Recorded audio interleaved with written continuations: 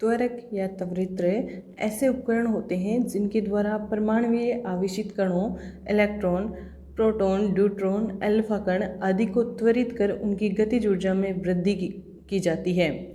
हमारे पास कई तरह के त्वरित्र हैं जिनमें है रेखिक त्वरित्र, साइक्लोट्रॉन, बीटाट्रॉन। तो हम इनकी अलग अलग वर्किंग देखेंगे, इनकी बनावट देखेंगे और ये किस तरह के आवेशित कणों को त्वरित करने के काम में आते हैं वो सब भी जानेंगे। रेखिक त्वरक। सन 1928 में वाइड्रो ने रेखिक त्वरक का निर्माण किया जिसमें उच्च आवृत्ति रेडियो दोलनी क्षेत्र प्रयुक्त किया गया। इस त्वरित्र की सहायता से 1.25 मेगा इलेक्ट्रॉन वोल्ट ऊर्जा से मरकरी के आयन पुंज प्राप्त किए गए, जिसके लिए 50 किलो वोल्ट पर 30 मेगाहर्ट्ज रेडियो आवृत्ति का दोलनी क्षेत्र प्रयुक्त किया गया। हम इस रेखिक त्वरित्र का सिद्धांत देख लेते हैं। रेखिक त्वरित्र में एक प्रत्यावर्ती क्षेत्र में कण एक धनात्मक अर्धचक्र में त्वरित तथा दूसरे ऋणात्मक अर्धचक्र में मंदित होता है। साथ ही खोखले चालक में विद्युत क्षेत्र शून्य होने के कारण आयन एक समान वेग से गति करते हैं। यहाँ पर रेखिक त्वरित्र की संरचना दिखाई गई है जिसमें यहाँ पर बेलनाकार धातु के बेलन लगे हुए हैं 1 2 3 जिनकी लंबाइयाँ L1 L2 L3 है और इनको एक खोखले बॉक्स में बंद किया गया है और इनसे उच्च रेडियो आवृत्ति का क्षेत्र जोड़ा गया है। रेखिक त्वरित्र में 1 2 3 4 5 N तक बेलनाकार धात्विक अपवाह नलिकाएं होती हैं जिनकी लंबाइयाँ L1 L2 L3 बढ़ते हुए क्रम में होती हैं। इन सभी नलिकाओं के मध्य अंतराल एक समान पाया जाता है जहां ये नालियां एकांतर क्रम में आवृत्ति विद्युत वोल्टता स्रोत से जुड़ी होती हैं, अर्थात समक्रम की नलियां उच्च वोल्टता स्रोत से एक सिरे से तथा विषम क्रम की नलियां उच्च वोल्टता के दूसरे सिरे से जुड़ी हुई होती है। यहाँ देखिए 1 3 और 5 इसके एक सिरे से जुड़ी हुई हैं जबकि 2 और 4 इसके दूसरे सिरे से जुड़ी हुई हैं। जब वोल्टता स्रोत के कारण विषम क्रमांक की नलियां धनात्मक होती हैं तो सम क्रमांक की नलियां ऋणात्मक होती हैं तथा अर्धचक्र के पश्चात विषम क्रमांक की नलियां ऋणात्मक व सम क्रमांक की नलियां धनात्मक हो जाती हैं। अर्थात रेखिक त्वरित्र में नलियों को इस प्रकार व्यवस्थित किया जाता है कि जब धनायन किन्हीं दो नलिकाओं के मध्य होता है तो पीछे वाली नलिका धनात्मक व आगे वाली नलिका ऋणात्मक होती है, तो धनायन सीधी रेखा में त्वरित होता है। प्रत्येक नलिका को पार करने में लगा समय उच्च आवृत्ति विभव क्षेत्र के आधे आवर्तकाल के बराबर होता है। अतः प्रत्येक नलिका के मध्य अंतराल में धनायन त्वरित होता है। माना NV नलिका में Ln अंतराल में आयन का वेग Vn हो तो नलिका को पार करने में लगा समय T हो जाएगा कितना Ln अपॉन में Vn, तो उसको वह अर्ध अंतराल में पार करता है। तो यहाँ पर अगर आवर्तकाल कैपिटल T है तो स्मॉल t नलिका को पार करने में लगा समय हो जाएगा कैपिटल T/2। तो यहाँ से हम नलिका की NV नलिका की लंबाई निकाल सकते हैं Vn × T/2।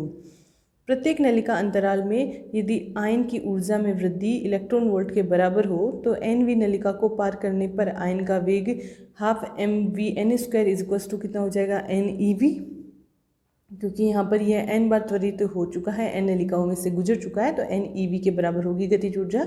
यहाँ से Vn² हो जाएगा 2NeV अपॉन में m, यहाँ पर ये V वोल्टता को बता रहा है तो यहाँ से आयन पुंज का वेग हो जाएगा Vn = √2NeV अपॉन में m। ये Vn वाली इस इक्वेशन को 2 नंबर दे देते हैं और पहले से हमारे पास Ln की एक इक्वेशन है, इसमें Vn की वैल्यू पुट कर देंगे तो हमारे पास Ln आ जाएगा √2NeV अपॉन में m × T/2। यहाँ से हमें देख पा रहे हैं कि Ln है वो √n के क्या आ रहा है समानुपाती है, अर्थात नलिकाओं की लंबाई √n के समानुपाती होती है, जिससे L1 L2 L3 का जो रेशियो है वो हो जाएगा √1 √2 √3 और T F के व्युत्क्रमानुपाती होता है, आवर्तकाल आवृत्ति के व्युत्क्रमानुपाती होता है। तो नलिकाओं की लंबाई को आवृत्ति के रूप में भी लिखा जा सकता है, यह F के व्युत्क्रमानुपाती हो जाएगा। तो यहाँ से अगर हम आवर्तकाल को लैम्ब्डा के फॉर्म में लिखना चाहें तो इसको इक्वेशन 5 से लैम्ब्डा की फॉर्म में भी रखा जा सकता है। तो इस तरह से इसके लंबाइयों को ये जो बेलनाकार धातु के बेलन है, इनकी लंबाइयाँ लैम्ब्डा के रेस्पेक्ट में, एफ के रेस्पेक्ट में और टी के रेस्पेक्ट में कितनी होती हैं उनको निकाल करके हम उनको बना सकते हैं, उतनी लंबाइयों के बना सकते हैं। रैखिक त्वरित्र की सीमा। रैखिक त्वरक का आकार बहुत बड़ा होता है, लगभग 2 किलोमीटर से 3 किलोमीटर, अतः इसकी लंबाई में उपकरण में निर्वात बनाए रखना जटिल समस्या होती है, क्योंकि इसकी लंबाई क्या हो जाती है, बहुत ज़्यादा हो जाती है, अतः इसे वर्तमान में प्रयुक्त नहीं किया जाता है। यह है रैखिक त्वरित्र की सीमा। साइक्लोट्रॉन। सन 1930 में लॉरेंस व लिविंगस्टोन ने रैखिक त्वरित्र की समस्या को ध्यान में रखते हुए एक त्वरित्र का निर्माण किया, जिसमें आवेशित कण प्रबल विद्युत क्षेत्र में बढ़ती हुई वृत्ताकार त्रिज्या के सर्पिलाकार पथ में गति करते हुए त्वरित होते हैं। इस प्रकार के उपकरण में प्रत्येक चक्र में आयन की ऊर्जा कम से कम 2 बार बढ़ती है। यह प्रक्रिया तब तक जारी रहती है जब तक कि आयन द्वारा वांछित ऊर्जा प्राप्त न कर ली जाए। यह उपकरण साइक्लोट्रॉन कहलाता है। साइक्लोट्रॉन एक ऐसी युक्ति है जिससे उच्च वोल्टता का उपयोग किए बिना ही आयनों को उच्च वेग तक त्वरित किया जा सकता है। यहाँ पर साइक्लोट्रॉन की संरचना दिखाई गई है, जिसमें 2 डी आकार के खोखले अर्धवृत्ताकार कक्ष D1 और D2 हैं, जिन्हें डीज कहते हैं। ये दोनों एक दूसरे के व्यास के समानांतर कुछ दूरी पर रखे हैं और इनके बीच में आयन स्रोत रखा है। ये दोनों डीज D1 और D2 उच्च आवृत्ति वाली प्रत्यावर्ती वोल्टता से जुड़े हुए हैं और इनके जो ये आयन स्रोत रखा है, इसकी गति के लंबवत विद्युत क्षेत्र, चुंबकीय क्षेत्र लगा हुआ है। इनके लंबवत चुंबकीय क्षेत्र लगा है। बनावट। साइक्लोट्रॉन में 2 डी आकार के खोखले अर्धवृत्ताकार कक्ष D1 व D2 होते हैं, जिन्हें डीज कहते हैं। इन दोनों को निर्वात कक्ष में एक दूसरे से व्यासीय रूप से समानांतर थोड़ी दूरी पर रखते हैं। दोनों ही डीज एक उच्च आवृत्ति प्रत्यावर्ती वोल्टता स्रोत से जुड़े होते हैं, जिनके मध्य प्रत्यावर्ती वोल्टता 10 किलोवोल्ट से 100 किलोवोल्ट आरोपित होती है, जिसकी आवृत्ति इस प्रकार होती है कि आयन डीज को पार करने में लगा समय अर्धावर्तकाल के बराबर होता है। डीज के तलों के लंबवत एक समान प्रबल चुंबकीय क्षेत्र आरोपित करते हैं, जो आयन के वेग के लंबवत होता है। धनात्मक स्रोत S दोनों डीज के मध्य केंद्र पर रखते हैं। सिद्धांत और कार्यप्रणाली देख लेते हैं हम इसकी। आयन स्रोत से उत्सर्जित धन आयन जब D1 और D2 के मध्य होता है, तो D1 व D2 के मध्य आरोपित वोल्टता इस प्रकार है कि D1 ऋणात्मक तो D2 धनात्मक होता है। दोनों में से एक ऋणात्मक होगा, एक धनात्मक होगा, जिससे धनायन D1 की ओर त्वरित होता है।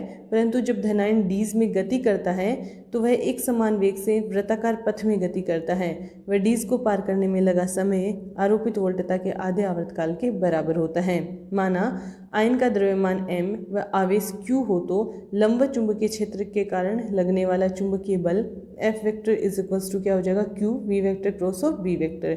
F इज इक्वल्स टू हो जाएगा q v b sine theta, जहाँ थीटा क्या है 90 डिग्री, क्योंकि जो आयन स्रोत रखा है उसकी वेग की दिशा और चुंबकीय क्षेत्र की दिशा दोनों एक दूसरे के लंबवत है। यहाँ से F हो जाएगा q v b। आयन डीज में वृत्ताकार पथ पर गति करता है, अतः कार्यरत अभिकेंद्रीय बल हो जाएगा mv²/r। इक्वेशन 1 और 2 से कण पर लगने वाला चुंबकीय बल वृत्तीय पथ में अभिकेंद्रीय बल प्रदान करेगा, तो mv²/r इज इक्वल टू हो जाएगा qvb। यहाँ से r निकाल लेते हैं, हो जाएगा mv/qb, अर्थात r प्रोपोर्शनल टू v।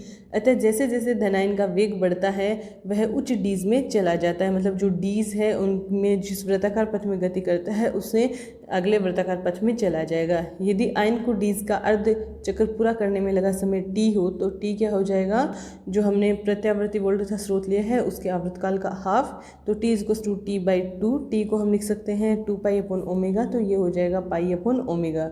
तो t/2 हमारा आ गया π/ω है।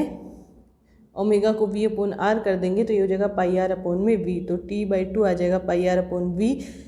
यहाँ पर r की वैल्यू इक्वेशन 3 से रख देंगे mv/qb, तो हमारे पास आ जाएगा t/2 equals to π/v into mv/qb। यहाँ से t हमारे पास आ जाता है 2πm/qb, मतलब एक डीज में पूरे डीज में चक्कर लगाने में लगा समय आवर्तकाल 2πm/qb होगा। चूँकि ओमेगा होता है 2π/t, अतः t का मान रखने पर ओमेगा हो जाएगा 2πm/qb, तो ओमेगा आ जाएगा qb/m, और ओमेगा 2π आवृत्ति न्यू होता है, तो यहाँ से आवृत्ति आ जाएगी ओमेगा/2π, और ओमेगा की वैल्यू qb/m रख देंगे तो हमारे पास आवृत्ति आ जाती है new is equals to qb/2πm। समीकरण 6 डीज पर आरोपित प्रत्यावर्ती वोल्टता की आवृत्ति है, यह साइक्लोट्रॉन की आवृत्ति कहलाती है तथा जो समकालिक स्थिति में रेडियो आवृत्ति दोलित्र की आवृत्ति को व्यक्त करती है। यह साइक्लोट्रॉन की आवश्यक शर्त है। साइक्लोट्रॉन के लिए हमने जो रेडियो आवृत्ति दोलित्र लिया उसकी आवृत्ति QB/2πm होनी चाहिए। समीकरण 3 के अनुसार, मतलब जो त्रिज्या r का फॉर्मूला निकाला था 2πm/QB, उससे जब आयन बढ़ती हुई त्रिज्या के वृत्ताकार पथ में गति करते हुए डीज की परिधि तक पहुंचेगा, क्योंकि वेग बढ़ेगा तो त्रिज्या बढ़ेगी। जिस वृत्ताकार पथ में गति कर रहा है उसकी त्रिज्या बढ़ेगी, तो वह ऐसे गति करते करते डीज की परिधि तक आयन पहुंच जाएगा। तो उसे डीज से बाहर निकालने हेतु ऋणात्मक वोल्टता की विशेष प्लेट का उपयोग करते हैं। यदि साइक्लोट्रॉन से बाहर निकलने से पूर्व आयन के पथ की अधिकतम त्रिज्या हो जाएगी V मैक्सिमम, जब उसका वेग मैक्सिमम होगा उस वक्त जो उसकी त्रिज्या होगी R वो हो जाएगी, तो R हो जाएगा mv मैक्सिमम/QB। और यहाँ से अगर हम V मैक्सिमम निकालना चाहें तो V होता है QBr/m। अतः निकलने से पूर्व आयन की अधिकतम गतिज ऊर्जा ½ mv मैक्स स्क्वायर है, तो यहाँ से V की वैल्यू पुट कर देंगे तो अधिकतम गतिज ऊर्जा आ जाएगी ½ QBr²/m। हम देख चुके हैं कि V होता है QB/2πm, यह आवृत्ति ν होता है QB/2πm, तो QB हो जाएगा 2πm/ν। तो यहाँ से भी हम E मैक्सिमम की वैल्यू निकाल सकते हैं, जो कि ν² के समानुपाती होती है, आवृत्ति की द्विघात के समानुपाती होती है। अर्थात धनायन की अधिकतम गतिज ऊर्जा आरोपित प्रत्यावर्ती विद्युत क्षेत्र की आवृत्ति के वर्ग के समानुपाती होती है तथा आयन के द्रव्यमान के भी समानुपाती होती है। जब आयन डीज के मध्य गति करता है तो प्रत्येक चक्कर में आयन की गतिज ऊर्जा में 2 बार वृद्धि होती है, क्योंकि डीज के मध्य अंतराल में आयन 2 बार त्वरित होता है। अतः डीज से बाहर निकलने से पूर्व n चक्कर पूर्ण करता है तो आयन की गतिज ऊर्जा E मैक्सिमम कितनी होगी? अगर n चक्कर पूरे करता है तो 2n/QV हो जाएगी, क्योंकि वो दोनों डीज में जाता है।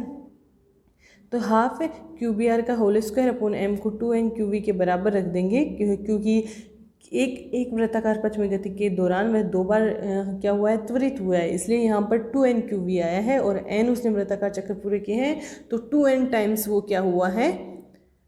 उसकी वेग में वृद्धि हुई है। तो R यहाँ से हम निकालेंगे तो R आ जाएगा 2/b√n/Vm/QB, अर्थात R किसके समानुपाती हुआ? n⁻⁴ के। अब देख लेते हैं साइक्लोट्रॉन की सीमाएं, इसकी लिमिटेशन क्या है। साइक्लोट्रॉन का कोणीय वेग ω/QB/m होता है, अर्थात कोणीय वेग द्रव्यमान पर निर्भर करता है। जबकि आइंस्टीन के द्रव्यमान वेग संबंध से हम अगर देखें तो m होता है m0/√1 - v²/c², जिससे ओमेगा हमारे पास QB/m0√1 - v²/c² आएगा। यहाँ से देखिए जैसे जैसे आयन के वेग में वृद्धि होगी साइक्लोट्रॉन का कोणीय वेग क्या होता जाएगा? घटता जाएगा, क्योंकि ये क्या है? √1 - v²/c², अर्थात आरोपित वोल्टता तथा आयन के कोणीय वेग के मध्य कालिक तुल्यता समाप्त हो जाती है। मतलब उसमें क्या होता है कि जब वो डीज के मध्य में से गुजर के आता है तब तक उसका हमने जो बाहर उच्च आवृत्ति का प्रत्यावर्ती वोल्टता स्रोत लगाया है उसकी अर्धावर्त काल के बराबर नहीं रह पाता है। इसकी दूसरी लिमिटेशन है कि साइक्लोट्रॉन से 40 मेगा इलेक्ट्रॉन वोल्ट से अधिक ऊर्जा के प्रोटॉन प्राप्त नहीं किए जा सकते। उससे जो गतिज ऊर्जा प्राप्त की जा सकती है मैक्सिमम वो 40 मेगा इलेक्ट्रॉन वोल्ट होती है।